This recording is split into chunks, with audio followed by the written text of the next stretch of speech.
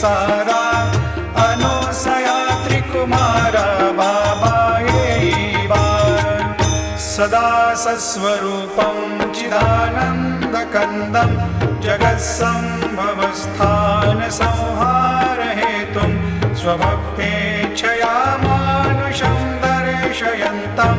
नमामीश्वरं सद्गुरुं साईनाथं भवद्वान्तविध्वंसमार्तण्डमीड्यं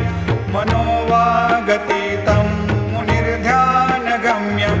जगद्व्यापकं निर्मलं निर्गुणत्वां नमामीश्वरं